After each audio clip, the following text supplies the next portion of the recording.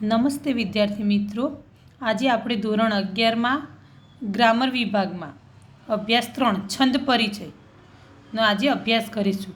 હવે આજે આપણે છંદ જોવાના છીએ. જો આપણે આપણા પાઠ્યક્રમમાં 5 છંદો છે: અનુષ્ટુપ, મંદાક્રાંતા, માલિની, તોટક અને ઇન્દ્રવ્રજા. હવે જો સંસ્કૃતમાં છંદ 2 પ્રકારના છે. કયા કયા? કે વૈદિક અને લૌકિક. જુઓ, વૈદિક અને લૌકિક જે છંદો વેદ સંહિતાઓમાં વપરાયેલા છે તેને કેવા કહેવાય છે? વૈદિક છંદ.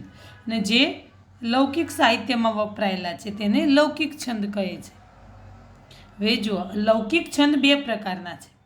આપણે જે આ 5 છંદ ભણવાના છીએ, આ 5 લૌકિક પ્રકારના છે. બરાબર. એ લૌકિક છંદના 2 પ્રકાર છે: જાતિ અને વૃત્ત. જાતિ પ્રકારના છંદમાં માત્રાઓની ગણના કરવામાં આવે છે. જો અમુક છંદોમાં માત્રાઓની ગણતરી કરવામાં આવે છે તેને કહેવાય છે જાતિ પ્રકારના છંદ. અને આવા છંદોને બીજી રીતે આપણે માત્રામેળ છંદ પણ કહીએ છીએ. માત્રામેળ છંદ. જે વૃત્ત પ્રકારના છંદમાં શું હોય છે? લઘુ ગુરુ ચોક્કસ ક્રમ પ્રમાણે અક્ષરોની ગણના કરવાની હોય છે. માત્રામેળ છંદમાં માત્રાઓની ગણના કરવામાં આવી હોય છે. અને વૃત્ત પ્રકારના જે છંદ છે એમાં અક્ષરોની ગણના કરવામાં આવે છે. એટલે એને શું કહેવાય છે? અક્ષરમેળ છંદ. જેમાં અક્ષરની ગણના કરવામાં આવે એને અક્ષરમેળ છંદ કહેવાય. અને જેમાં માત્રાઓની ગણના કરવામાં આવે એને માત્રામેળ છંદ કહેવામાં આવે છે. તમારે આ બધું ગુજરાતીમાં પણ કામમાં આવશે કે ગુજરાતીમાં તમે આગળ ભણેલા જ છો છંદ કઈ રીતના આવે છે. હવે જો વૃત્ત નામ જે છંદો છે એના 3 ભાગ છે: સમ, અર્ધસમ અને વિષમ. જે છંદના ચારેય પાદ સરખા ગણમાપવાળા અને સરખી અક્ષર સંખ્યાવાળા હોય તેને સમવૃત્ત કહે છે. જે છંદના પ્રથમ અને તૃતીય પાદ સરખા ગણમાપવાળા અને દ્વિતીય ચતુર્થ પાદ સરખા ગણમાપવાળા હોય તેને અર્ધસમવૃત્ત કહે છે. જ્યારે ચારેય પાદનું ગણમાપ અલગ અલગ હોય તેને વિષમવૃત્ત કહે છે. જો આ આપણે ખાલી પરિચય માટે છે. આ બધું જ તમારે એક્ઝામમાં આવશે એવું નહીં. ક્યાંક તમને એકાદ ક્વેશ્ચન કદાચ મૂકે એક્ઝામમાં કે છંદ પ્રકારો કયા, કે લૌકિક છંદના કયા, કે આ માત્રામેળ છંદ કોને કહેવાય? મતલબ જેમાં અક્ષરોની ગણના કરવામાં આવે છે તેને ખાલી જગ્યા છંદ તરીકે ઓળખવામાં આવે છે તો અક્ષરમેળ છંદ. આવું મોટું કંઈ આવું ડિટેલ્સમાં સમ, અર્ધસમ, વિષમ આ બધું ડિટેલ્સમાં તમને પૂછશે નહીં. બરાબર. આ ખાલી તમારી સમજૂતી માટે છે. ચલો હવે આપણે આગળ જોઈએ. જો લઘુ અને ગુરુ આ રીતે 2 પ્રકાર હોય છે. જો હસ્વ સ્વર હોય એ લઘુ કહેવાય. રસ્વ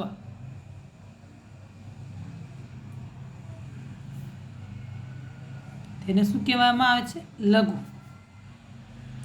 અને દીર્ઘ સ્વર હોય એને કહેવાય ગુરુ. બરાબર. જો સંસ્કૃતમાં આ, ઈ, ઉ, રૂ, એ, ઐ, ઓ, ઔ આ 8 દીર્ઘ સ્વર કહેવાય, મોટા છે. અને અ, ઈ, ઉ, રૂ અને ઋ એ 5 હસ્વ સ્વર. બરાબર. આ છોડ નાનો રૂ, આ મોટો રૂ.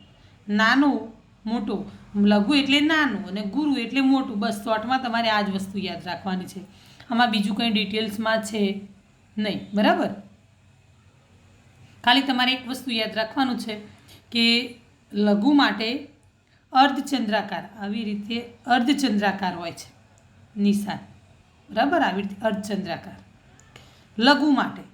અને ગુરુ માટે આમ આડી લીટી હોય ઉપર, એને ગુરુ કહેવાય. બરાબર. આ સ્વરોની વાત કરી, બાકી બીજું કંઈ ડિટેલ્સમાં નહીં આવે. તમારે જુઓ, આ તમને બતાવી દઉં છું કે લઘુ વર્ણ માટે અર્ધચંદ્રાકારનું ચિહ્ન વપરાય છે અને ગુરુ માટે આડી લાઈન.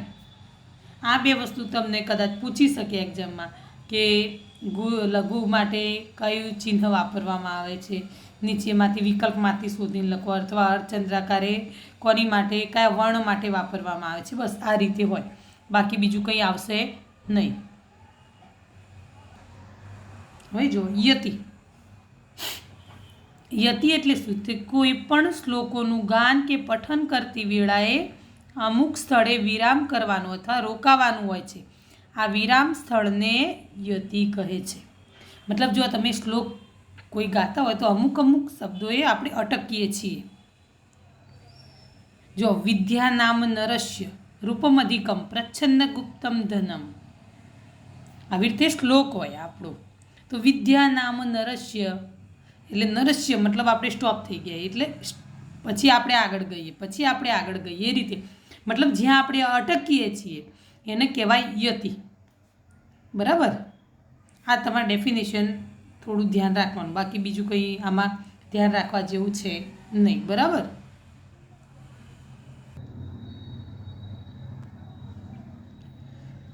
કે ય મ ત ર જ ભ ન સ,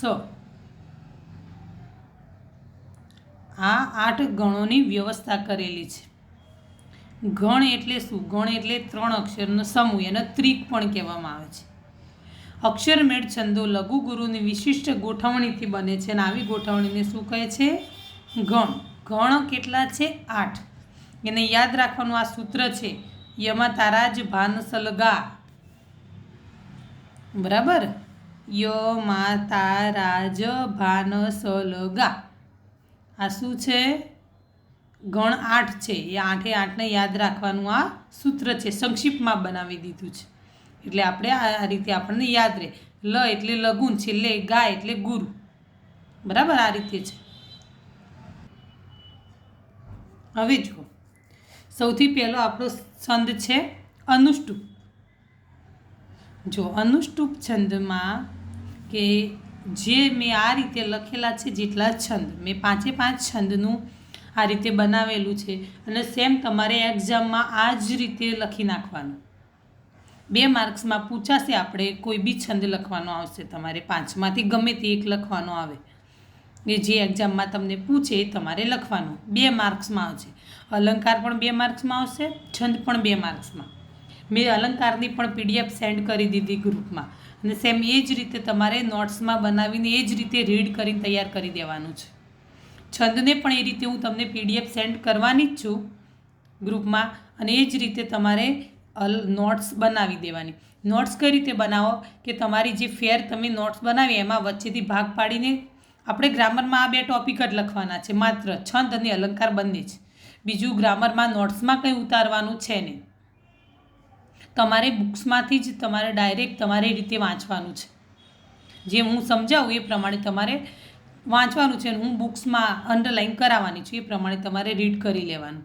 પણ છંદ અને અલંકારમાં સેમ મેં જે રીતે લખ્યું છે, જે રીતે સમજાવ્યું છે તમને, એ જ રીતે તમારે લખવાનું. એ ઇઝી રહેશે તમારી માટે, કે ઓછા ટાઈમમાં તમારે તૈયાર જલ્દી થઈ જશે.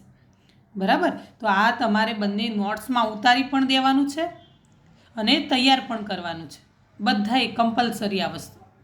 બરાબર, તો હવે જો અનુષ્ટુપ છંદનું આપણે જોઈએ કે સંસ્કૃતમાં આ છંદનું નામ અનુષ્ટુપ પણ છે, પણ ગુજરાતી ભાષામાં અનુષ્ટુપ તરીકે આપણે લખવા વાંચવામાં ઉપયોગ કરીએ છીએ, કે આપણે અનુષ્ટુપ બોલીએ છીએ, પણ આને અનુષ્ટુપ પણ કહેવાય. આ મેં અનુષ્ટુપ લખ્યું છે, જુઓ, એની જગ્યાએ તમે અનુષ્ટુપ લખો તો બી ચાલે. બરાબર, જો એમાં હવે દરેક છંદનો અમુક નિયમો હોય છે, પણ આ છંદમાં જો શું છે કે જો દરેક છંદમાં 4 ચરણ હોય એ રીતે.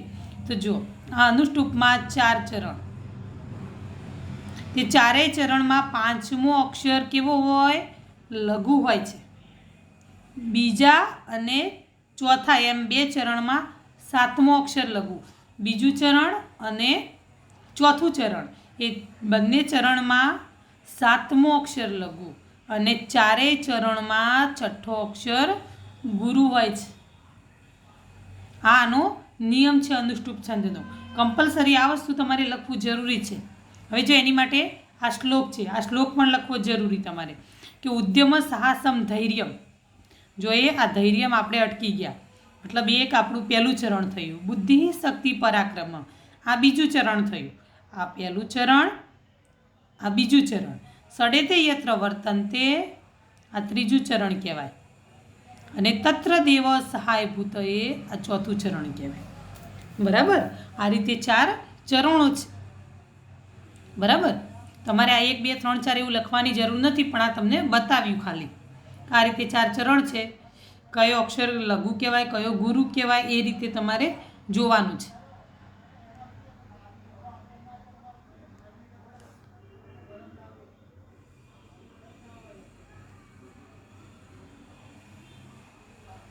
બરાબર, તો જોઈ લો હવે. ઉદ્યમ સાહસમ ધૈર્યમ બુદ્ધિ શક્તિ પરાક્રમ સડેતે યત્ર વર્તન્તે તત્ર દેવ સહાયકૃત. તો જો આનું ભાષાંતર લખવાનું છે કે ઉદ્યમ, સાહસ, ધૈર્ય, બુદ્ધિ, શક્તિ અને પરાક્રમ, જ્યાં આ 6 હોય છે ત્યાં દેવ સહાય કરે છે. બરાબર, આ તમારો છંદ પૂરો થઈ ગયો અનુષ્ટુ. હવે આપણે બીજા નંબરનો છંદ જોઈએ. જો બીજા નંબરમાં છે મંદાક્રાંતા છંદ. તો જો એનું લક્ષણ છે, તમારે સેમ આ રીતે જ ઉતારવાનું છે જે રીતે મેં લખ્યું છે. બરાબર, તો એમાં સૌથી પહેલાં એનું લક્ષણ છે મ, ભ, ન, ત, ત, ગ, ગ. ગા ગા લખશો તો પણ ચાલશે. ગા ગા એટલે આ છેલ્લા બંને અક્ષર ગુરુ છે એવું કહેવાય એનું મતલબ. બરાબર, તો આ એનું લક્ષણ છે. લક્ષણમાં ભૂલ થાય નહીં. એકાદો અક્ષર ખાઈ જઈએ તો ચાલે નહીં. બરાબર, આ રીતે લક્ષણ લખવાનું. પછી એના અક્ષર કેટલા છે? 17. અને યતિ ક્યાં આવે છે? તો દરેક ચરણમાં ચોથા, છઠ્ઠા અને 7મા અક્ષર પછી. બરાબર, તો જો આ શ્લોક છે શાંતાકારમ ભુજગ શયનમ પદ્મનાભમ સુરેશમ વિશ્વાધારમ ગગન સદૃશમ મેઘવર્ણમ શુભાંગમ લક્ષ્મીકાંતમ કમલનયનમ યોગીભીર્ધ્યાનગમ્યમ વંદે વિષ્ણું ભવયહરમ સર્વલોકૈકનાથમ. હવે આ નીચેનું ભાષાંતર છે કે શાંત આકારવાળા ભુજગ પર શયન કરનારા, ભુજગ મતલબ સાપ, જેની નાભીમાં કમળ છે એવા સુંદર, વિશ્વના આધારરૂપ ગગન જેવા વિશાળ, મેઘ જેવા વર્ણવાળા, શુભ અંગોવાળા, લક્ષ્મીના પતિ સ્વામી, કમળ જેવી આંખોવાળા, યોગીઓ જેનું ધ્યાન ધરે છે તેવા, ભયને હરનારા, સર્વલોકના સ્વામી એવા ભગવાન વિષ્ણુને હું વંદન કરું છું. બરાબર, આ રીતે તમારે આખો આ છંદ લખી નાખવાનો છે. ઓકે, ચલો હવે આગળ. જો જેમ મેં તમને અલંકારમાં કહ્યું હતું કે અલંકારમાં ડાયરેક્ટલી એક નામ જ મૂકે કે અલંકાર સમજાવો. છંદમાં એ રીતે જશે કે ચલો માલિની છંદ સમજાવો. બીજું કંઈ તમારે આવશે ને એટલે સમજાવવામાં મતલબ માલિની છંદ પછી તમારે આ રીતે તમારી રીતે સમજાવી દેવાનું આવે. જો હવે આમાં પણ લક્ષણ છે. જો ન, ન, મ, ય અક્ષર કેટલા છે? 15. યતિ દરેક ચરણમાં 8 અને 7 અક્ષરે. તો જો આનો શ્લોક છે અસિતગીરી સમમ સ્યાત કજ્જલમ સિંધુ પાત્રે સુર તરુવર શાખા લેખની પત્ર મૂર્વી લિખતી યદિ ગૃહિત્વા શારદા સર્વકાલમ તદપી તવ ગુણાનામીશમ પારમ નયાતિ. તો જો સાગરરૂપી પાત્રમાં પર્વત જેટલું કાજલ મતલબ સ્યાય. કાગળ લખવા માટે પહેલાં શાહીનો ઉપયોગ થતો હતો, તો શાહીની વાત કરે છે કે સ્યાય હોય. કલ્પવૃક્ષની ડાળી લેખની અને આખી પૃથ્વીના રૂપમાં કાગળ હોય અને વળી શારદા પોતે લખનારા હોય. શારદા મતલબ સરસ્વતી દેવીની વાત કરી છે. તો પણ હે પ્રભુ તમારા ગુણોનો પાર પામી શકાય એમ નથી. મતલબ ગમે તેટલું લઈને બેઠા હોય ભગવાનના ગુણોનો પાર આવી શકે નહીં. બરાબર, તો આ થયો આપણો માલિની છંદ. હવે જો આપણે આગળ જોઈએ તોટકમ. તો તોટકનું લક્ષણ છે 4 સ, સ, સ, સ, સ. બરાબર, અક્ષર કેટલા છે? 12. અને યતિ ક્યાં આવે છે? ચરણને અંતે. બરાબર, હવે જુઓ અધરમ મધુરમ વદનમ મધુરમ નયનમ મધુરમ હસિતમ મધુરમ હૃદયમ મધુરમ ગમનમ મધુરમ મધુરાધિપતેરખિલમ મધુરમ. કૃષ્ણ ભગવાનની સ્તુતિનો શ્લોક છે.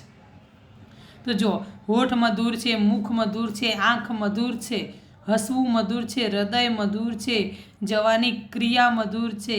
આમ કૃષ્ણનું સમસ્ત વસ્તુ મધુર છે. બરાબર. તો આ રીતે તમારે આટલું લખી દેવાનું. પછી બાકી જો તમારી બુક્સમાં ઘણું એ ડિટેલ્સમાં લાંબુ લખીને આપે છે, પણ આપણે એટલું બધું કંઈ લખવાની જરૂર નથી. તમે આટલું લખશો તોય તમને 2 માર્ક્સ મળશે, અને તમે જે બુક્સમાંથી આખું બધું ડિટેલ્સમાં આટલું બધું લખ્યું છે એ બધું લખશો તોય તમને 2 જ માર્ક્સ મળશે. અને જો તમારામાંથી એ લખવામાં કદાચ કોઈ ભૂલ થઈ ગઈ તો માર્ક્સ કટ બી થઈ શકે.